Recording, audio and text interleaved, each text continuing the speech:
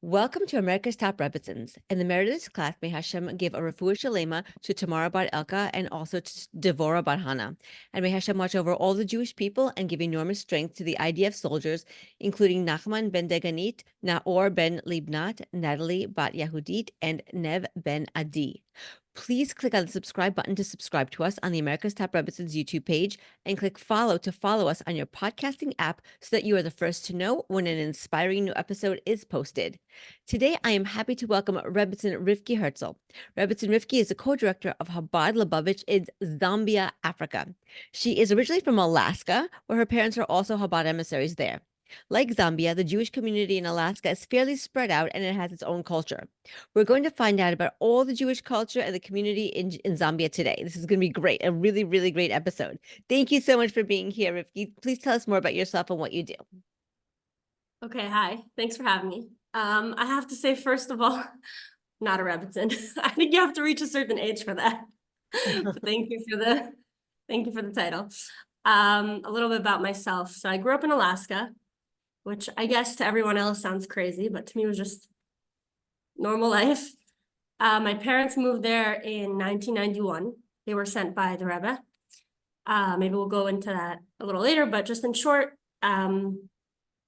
they have been there, I guess now it's like 35 years. Wow. And obviously started out, just like us, 20-year-old kids, small, Chabad house in the house and, small community. Alaska, I think is more like normal now, but like then it was like, far and crazy and cold and people didn't know much about it. People didn't just like go there. The Rebbe actually told them that they had gone for Sunday dollars, and the Rebbe told them to machen warten warm, to go make it warm there. That's something that the Rebbe was constantly encouraging them, to not let the cold get to the Yiddishkeit, to bring the warmth there. So I grew up there. It was just regular life. I went to online school. I'm not sure if you've heard of it. Yes. If you Google, Nigri International Online School, it's an amazing thing. It actually started when I was going into first grade. So my older siblings did not have it. They left home much, much younger than I did because, being without the social life, it was too much. They had to go. Yeah. For me, I had 19 girls in my class from all over the world, anyone within the somewhat time zone. I mean, I started school at 6 a.m., so I don't know if you would call that normal time zone, but whatever, within, girls from Venezuela, from Florida, anywhere that didn't have a school. Actually, now they opened another division for any Jewish kids, not just Shluchim's kids. So they have a division now for just any Jewish kids that live, families that go to army bases, or even if they have a Chabad where they are, but they don't have a day school yet. So it's an amazing, amazing system. I think everyone kind of got a taste of it in COVID, like putting your kids on Zoom. The difference is that when you start like that, when you're in first grade, it's not like going from like real school to online school. It's a little bit easier. Like, I mean, it depends on the personality of the kid. Not every kid does well with it, but for me, I loved it. I learned. I had lots of friends. We had a serious social life, as crazy as that sounds. We had fights and we had all the drama that you would have in regular school, maybe even more. Online? Online, everything online. We would sit, it was like beating the security system of the school so that you can go on Gmail chat and how can you do it without the teachers, realizing. So it was like it's like a whole thing. It's like a whole group and it's a life. I mean, the kids of it's just the best school. I taught there. I went back and did programming for them. And it's just, you're dealing with a bunch of kids that are in the craziest places, in the crazy situations, and they don't even know it, like when you're growing up with it, it's so normal. It's just so obvious. Like, of course we live here. There's no like, oh, I wish I could live where there's kosher ice cream. Like, it doesn't even dawn on you. It's just like, it's just how it is. It's just like the normal life. And where in Alaska? I know you were in Alaska, but which city in Alaska? Where were you in? Anchorage. It's like basically the main, I mean, it's not the capital, but it is pretty much the main city, the biggest city. Anchorage. Okay. Yeah. So What else? I have 3 siblings. 2 of them moved back to my parents. One works with my parents, and the other one opened a Chabad house an hour away from us in a place called Wasilla. My other I've heard of brother, it. Yes. really? Wasilla, Alaska. Yes, I have heard of it. That's interesting. Okay. It's a smaller place. And then I have another brother that moved to Budapest. He joined the Chabad there. Beautiful. And then I'm the youngest. That's it. And you're the youngest in Zambia, Africa. Yeah, exactly.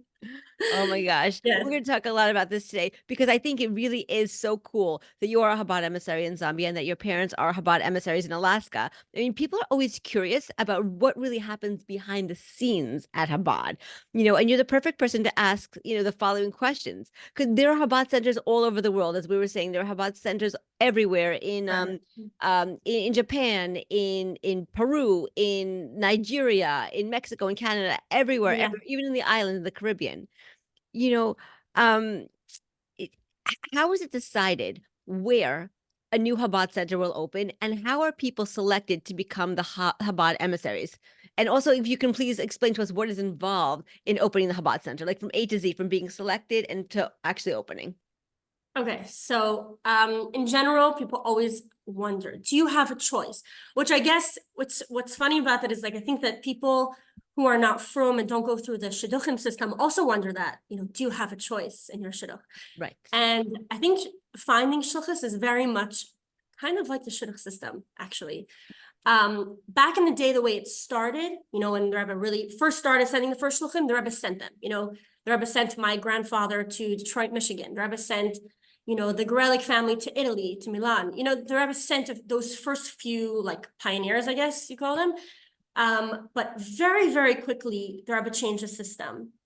And people were not happy about it because there's something really nice about just being sent. Like, that's the right way. Like, that's the right choice. You have this confidence that if the Rebbe told me to do it, then for sure it's the right thing. So people kind of kicked back a little bit, but the Rebbe started that, everyone has to just figure it out on your own. So the Rebbe gave them a bracha. Like when my parents went, they wrote on a piece of paper a couple of options. The Rebbe circled Alaska, and that was it. But they essentially chose what they were interested in, which options they were interested in, what they were looking for. You had a choice. And the Rebbe really wanted that, I think, because shluchus is something that you really need to have a passion for. You really have to feel connected to it. People like I think the first reaction that people have to most conversations with shluchim is, wow, that's such mesiras nefesh. That's like the term. Which, I in some ways, I understand that. For me, mesiras nefesh, is explained in different places in Chassidus of, mesiras nefesh is mesiras haratzon, giving over your will, giving up on your will, giving up on your life. And to me, this is the only life I want to live. So 100%, there's so many challenges. And we're dealing with things that, you never have to deal with if you lived in New York or Florida, like not a doubt. But it's something that we look for. It's something that we want to do. When Lubavitch couples are going out, I would say 80% of the conversation is about shluchos. Really? Because I think, first of all, because there's so much, it's so much a part of our life. Even if you're a Lubavitcher and you don't move on shluchos somewhere, the Rebbe educated us to each be a shliach, not only if you have the title of shliach, in Zambia and Alaska. This is really a new way of looking at the world, a new like a mission statement for our generation that, it's not enough to just like sit at home and, learn Torah for yourself and keep your own Shabbos. And if you're not giving that to others, what purpose does it have anymore? This is the only way that we can bring Mashiach, is to give it to others. So a huge part of the conversation is shluchus. Do you want to go? What kind of shluchus do you want to go on? And, you're obviously not going to, if someone wants to stay in Crown Heights, it's not going to work if someone else wants to go to Zambia. So it's definitely a big part of the conversation. But yeah, it's all about, you choose it. There's a big fight over places because the world is getting smaller and smaller and Chabad is getting bigger and bigger. And you have less options. You can't be so picky. You got to just go where there's a need. You know, it's not like you can't have a checklist and say it has to have A and B and C and D. You know, you just, if you're going for the mission, if you really want it, then you're going to find something, and you're just going to go with whatever it is. But you have to have a passion for it. It has to be something you feel connected with. So there's definitely like networking systems, you know, WhatsApp groups. I'm looking for a couple to come join us to do A, B, and C. So like there's for sure like things like that. For us personally, we sat down with the Google Maps, opened it. We looked at cities, at countries. We called the head shluchim of each place, you know, whoever is like in charge of that region or whatever it is, ask them if they're looking for people. Does the place have a need? Sometimes you have to convince them that there's a need because, you know, they're so focused on their own Chabad house and their own shluchas, they're too busy. They can't even start to look for the other, you know, the other cities. Like my parents now are looking for couples to move down to other cities in Alaska. It's only after 35 years. There's so much that goes into building up your own place. Sometimes you have to convince them, like, come on, I checked it up. I know there's enough Jews there. We have to make it happen. So for us, we actually found Zambia. A couple weeks after our wedding, the head shlucha to Central Africa passed away. Mrs. Miriam Bentulila. She was sick for, I think, 2 years. And during her Shiva, her husband made an announcement on like all the Chabad news sites that in her memory, he's going to bring a couple down to a new country, to Zambia. So we didn't really think much of it at the time, you know, kind of just passed by our radar. But then a couple months later, when we started looking into places, somehow every place that we looked into, every offer that we got, we kept on getting pulled back. Like, I can't even explain it. It's a connection. It's, you know, like a shidduch. It really is. So after a few months of, you know, discussing it and looking into it, we made tickets to go visit. We arrived the night before Purim. Literally 24 hours before, we made 2 parties. In just 24 hours, there was a really amazing family here that helped us, you know, get everything set up and figure out where to go, helped us find a house to live in. And then that's it. And we visited for 2.5 months. And by the end of it, you know, the head shliach was like, okay, like, what do you think? What's the conclusion? And, you know, we thought about it. We went back and forth, and, you know, we were here for a long enough time. Not everyone goes to visit for 2.5 months, but when you're going to Africa, you need to really experience it. You know, you really need to live there for an amount of time to really know what you're getting yourself into, and make sure that you're really ready for it. And we sat down, we wrote a letter to the Rebbe, and we said, you know, I remember like 3 o'clock in the morning, we're like, that's it, we're just going to do it. You know, we're like, you know, we're aware of the challenges, we know what goes into this, but we want to take it on. And that's it. And that's how it happened. So I don't know what else behind the scenes do you want to know about it? So there was like no like one person who sent you, okay, you go here, you know, you just really No, it's something that has to come from you. You're not sent by anyone. It's not everybody goes. A huge percentage does, but not everyone does. And it's something you have to want to do. I mean, it's not enough to just even to grow up in it. You know, many children of shluchim don't go. It has to be something that a passion and a desire that you grow on your own from learning and from maturing and figuring out that this is something you want to do for yourself, you know, because it's a life mission. And the only way that you can get through, there are challenges, you know, and the only way that really gets you through them is that knowledge of, I chose this, I want this. You know, that's what drives you, that's what motivates you. You know, we looked into so many different options. Like my parents, when we told them, you know, we're in Zambia, we're coming to visit there, like, you couldn't find anything closer. I was like, listen, you can't complain. You left your mother in Israel to go to Alaska. Like, I'm sorry. Right. You have no right. But yeah, you have to, I don't know, it's like a shidduch. We felt a connection to it. It's something that there's something here the need, I think, was what drove us. You know, the other places we looked into, there were a lot of different couples looking into it. We weren't the only one. When it came to Zambia, there were other couples that tried it out and decided it wasn't for them. And there really wasn't anyone lining up. It wasn't like, you know, the lines weren't very long. And I think that's what drove us, you know, the feeling of this is where we could really make a difference. There's really a need here. If we don't do it, how many years will it take till someone goes there? What about, you know, when you go to somewhere like Africa, it's a very transient community. People are constantly moving in and out, in and out. So it's a very different, very different kind of goal that you have. You know, when you go to anywhere, Florida, Alaska, whatever, it doesn't matter, anywhere in America, or even Europe, there's a growth mindset, kind of. You know, you start a preschool with 5 and you hope that it will go to 10 and maybe in 30, you know, and you're hoping that it's gonna, when you move somewhere like here, every year the Chabad house changes. And you just have to go with the flow of the needs. Some years you'll have a preschool, some years you'll have a Hebrew school, some years there will be no kids and it will just be adults. And it's just this constant. So there is a small community here, like a very old community that goes back, you know, 100 years. So there are some people that live here permanently, but the majority are constantly in and out. And who are these people that are now? So there's the Zambians who just live there, the Jewish ones who like Yeah. they're a permanent part of the community. But then who do you have going in and out?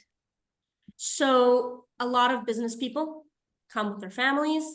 And then just depending on, you know, what kind of businesses it is or how successful it is, that's how long they stay. So we have families that are here for 15 years, for 20. We have some that are here for 2, for 5. And then there's also people in the embassy, the British embassy, the American embassy, coming for 2, 3 years at a time, and then they go. And so it's a different approach. You know, you're looking at it as, how can I touch someone's life in these 2 months, 2 years, 1 day even? You know, it's a very different kind of, it's not we didn't come here expecting that, you know, in 10 years, it's going to be hundreds. Right. It's going to stay in the same, it's going to stay very small. Right, because that's the nature of your community. Exactly. On the other hand, you have touched thousands. Yes. Because there's constantly people coming in and out, in and out, in and out. And you don't always know where people end up and what you gave them and what lit their spark. So you just don't know. Right. It's 100%.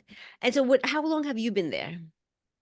So we were a little bit in and out for a while. We visited when I was pregnant with my first, and we came here when he was 6 months old. So there was like a big gap of time until we managed to come, till we got like visas and passports and, you know, all the things. And then 6 months later, we left again to have my second, and I actually went home to Alaska to give birth. So we were out for another 3 months.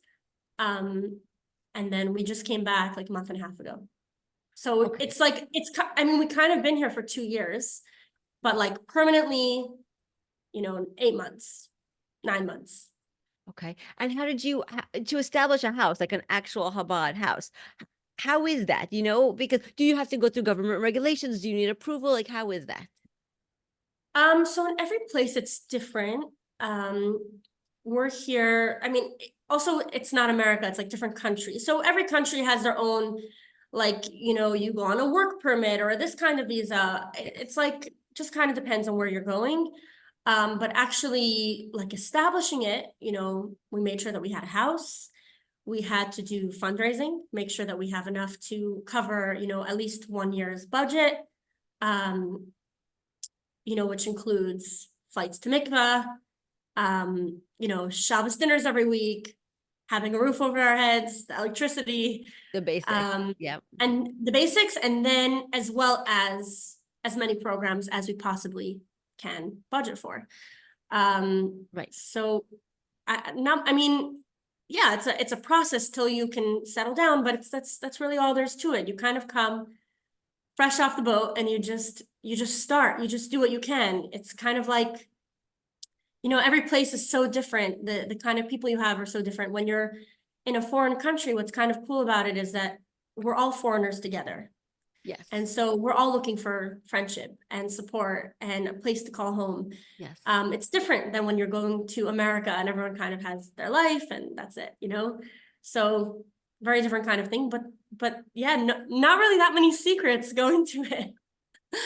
But then you have so many challenges because I imagine you don't have kosher food. Like there's no seasoned supermarket, there's no gourmet glot. Like how do you get your food? So actually right here behind me, I don't know how much you see, it's just the Yes. beginnings of a kosher store. We called it the Makolet. Oh, Um, wow. yes, you see like a freezer there. What else Yes. do you see?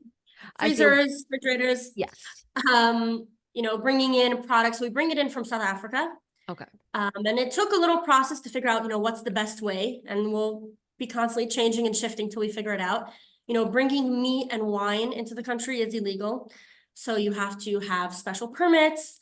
You have to convince them it's for Jewish reasons, religious reasons.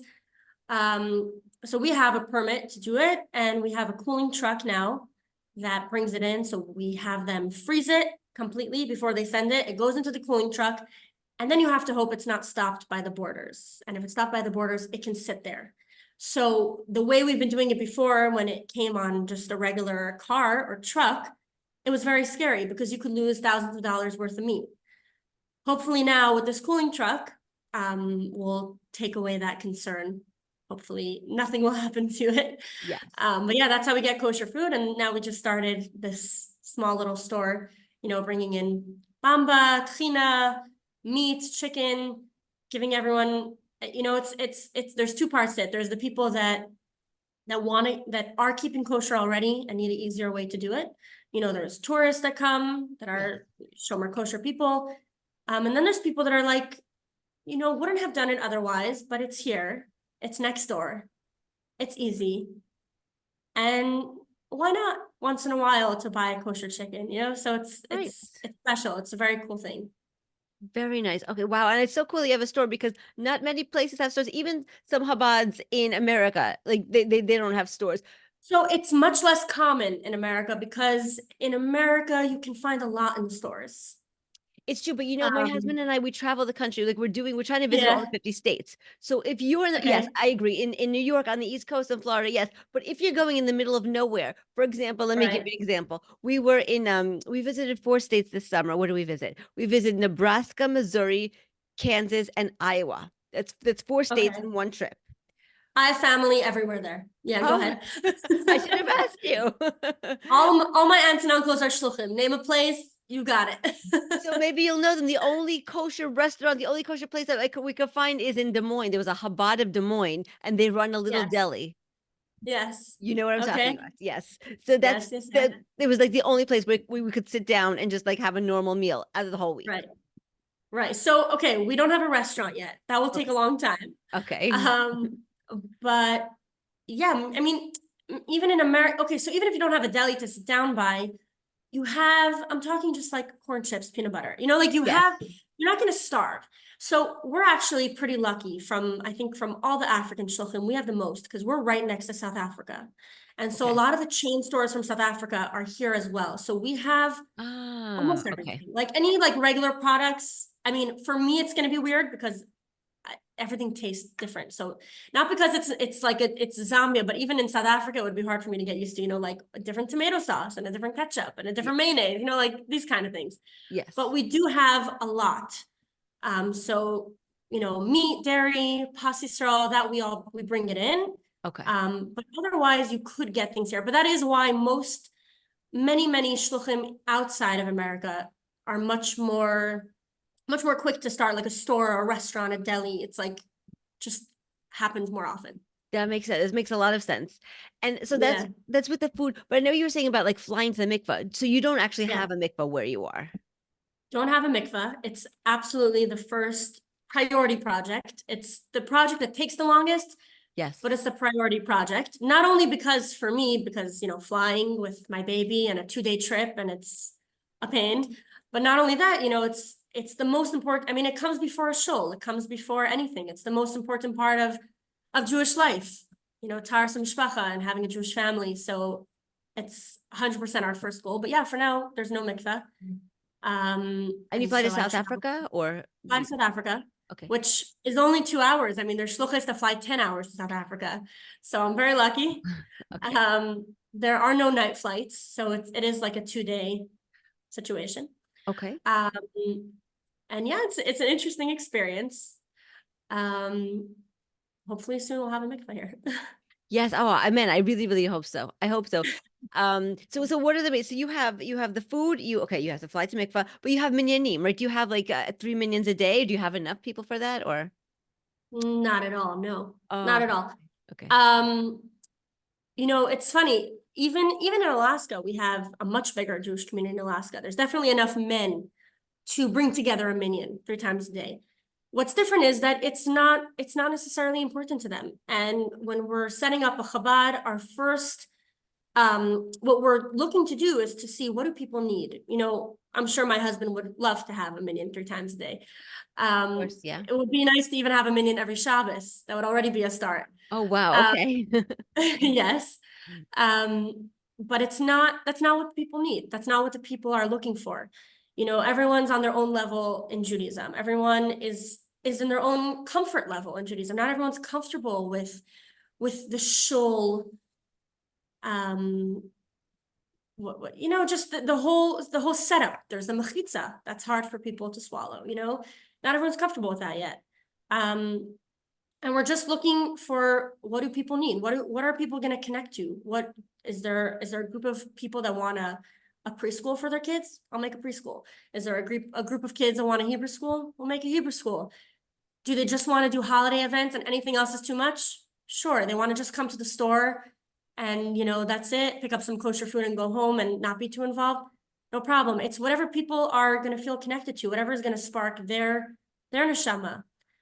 So minyan in most communities, I would say most Chabad houses in smaller places do not have a minyan. Not only not every day, but not even necessarily every Shabbos. That's something that grows.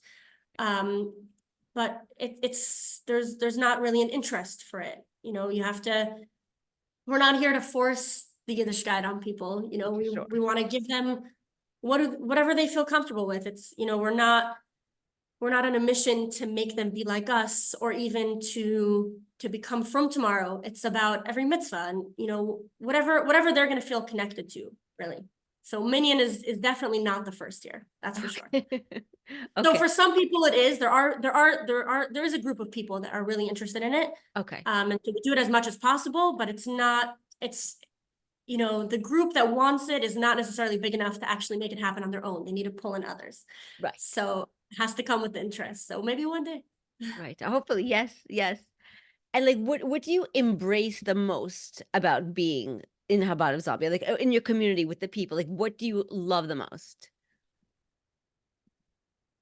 I think the best part, I think that this is what pushed us to come here, is first of all, the openness to there's nothing, when you're coming to something that is, it's like you're coming to an empty land and you can just do whatever you want, plant whatever you want.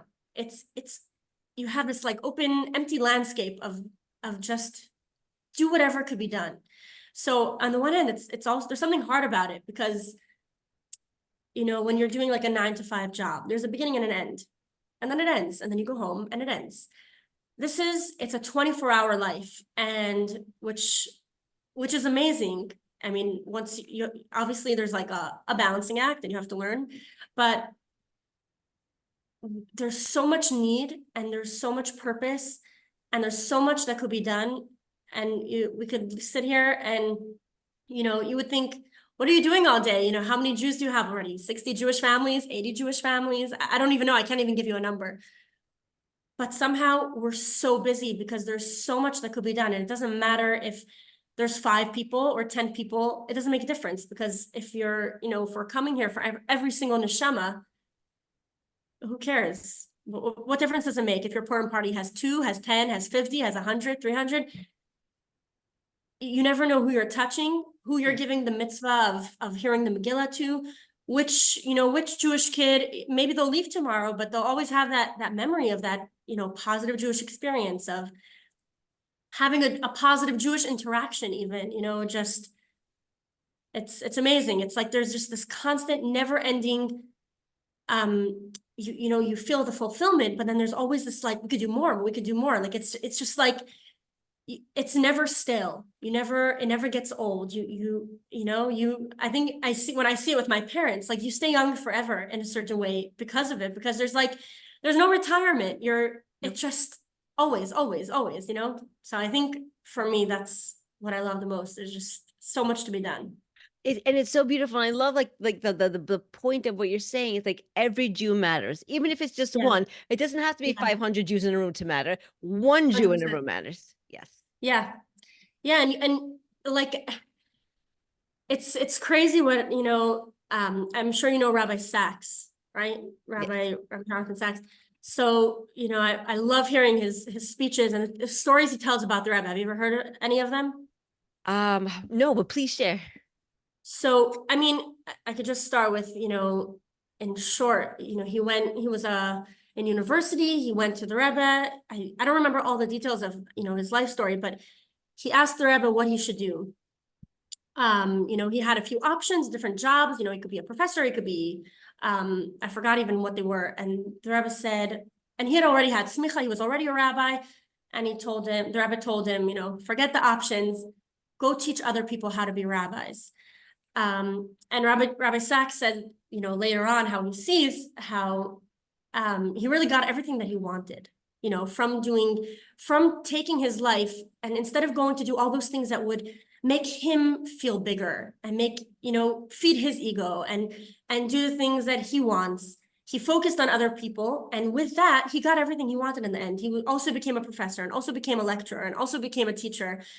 He also got his doctorate. He had everything together. And Wow. he talks about his different life experiences and the different things that the Rebbe taught him and told him that had such an effect on his life.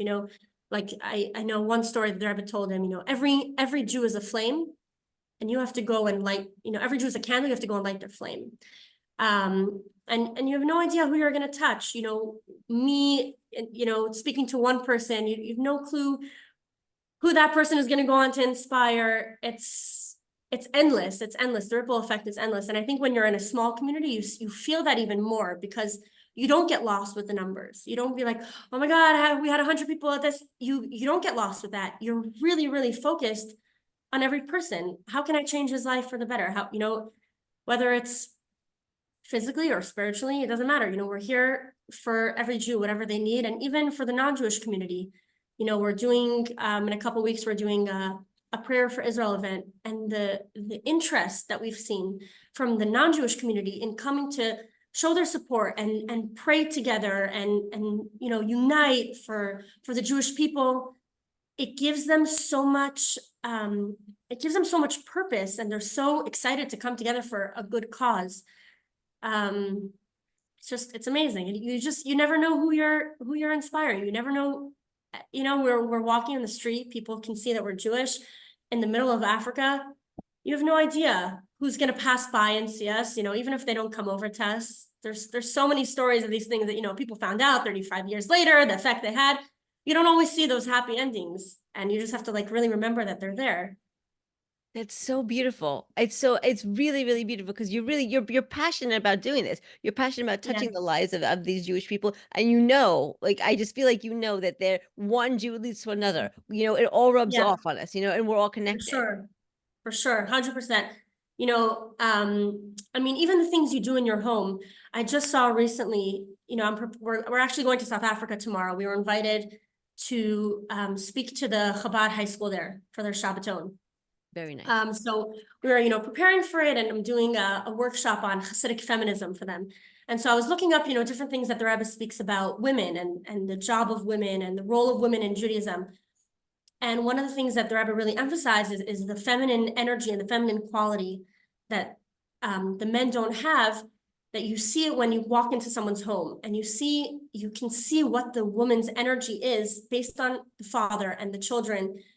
And not only that, the Rebbe goes on to say that not only does she affect her whole entire home, but she's also affecting all the people on her street, that the people in the neighborhood, even the non-Jews in the neighborhood, will feel the energy that she gives to her home, if it's an energy of peace, of kindness, of love, of warmth.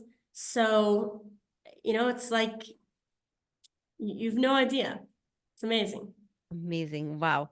Wow. And we have time for one last question. I love stories. And thank you so much for sharing the ones that you have shared. But I was wondering if maybe you have stories from some of the people in your community, either the ones that live there permanently or some who have come and gone. I just love this. Yes. Just warning, our electricity just went out. Welcome Okay. to Zambia. Okay. If this goes out, I will call back on my phone, but let's see if we can finish quickly. Okay. So I could tell you about, one Jew that I was just thinking about. We had Bahram here that came because we couldn't be here because I was having a baby. And they went to visit Victoria Falls, which is beautiful falls, like a 7-hour drive away from us. And they just went to meet one Jewish family. We asked them, can you go? You'll enjoy the vacation. Go meet this one Jewish family that we know. And in the airport, they bumped into this guy, an old Jew, been living there for years. Now he lives like in the middle of Kenya somewhere, like in the jungle. And he was so, when's the last time he saw a Jew in his life? And he was so excited by seeing them. They put on tefillin with him. I probably didn't put on tefillin in what, 60, 70 years. And now he's in touch with us. He sent my husband a message.